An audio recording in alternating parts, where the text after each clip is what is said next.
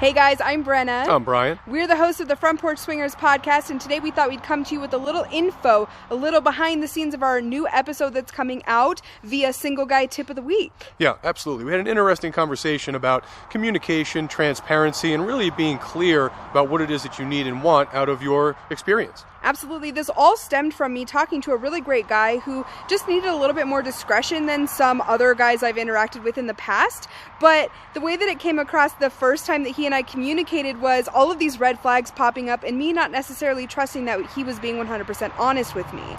And we talked it through how you can still be very clear and provide the whys behind some of those discretionary needs without making it seem like you're a married dude cheating. Yeah, if you need options, you got to show transparency, explain why, and give some of those options. If you can't meet during the day, explain why. If you can only meet certain days of the week, you need to explain that too. Yeah, absolutely. So it's just one of those things where the more that you can really explain yourself, be open and honest, and like Brian said, provide as many options as possible, that's why the way that you're going to be successful. And the reason we wanted to bring this to you is because we know that there are a lot of guys watching our channel right now that want to interact with other couples, also couples that want to interact with single people, but need a little bit of guidance on how to do so in a way that's going to be mutually beneficial for all parties involved. Yeah, absolutely. If you need discretion and you need to maybe work on the parameters a little bit, you're not someone who's super comfortable meeting in public places, or your job only allows you to meet certain times of the day or certain times of the week, all that's fine. Everybody has their own needs, but you need to be clear about it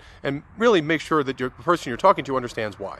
Yeah, absolutely. Oh, and finally, make sure that you understand the perception that you're creating. There are a lot of, unfortunately, shitty people out there who want to cheat on their spouses, and when they say things like, oh, I can't meet you in public, or I'm only available from 2 to 4 p.m. in the afternoons, that definitely raises red flags, especially for people that communicate with single guys as often as Brian and I do. So just make sure that you're understanding of those perceptions, and you're communicating as openly and honestly as possible to erase some of those doubts. Yeah, absolutely. Make clear why it is that you need to be inside those parameters. You can't meet during certain times of the day because of a job, or I have a very high profile position in the community in which you live and you're very concerned about transparency there. You just need to make it clear so that the people you're communicating with fully understand it and are 100% comfortable with what it is that you need and want.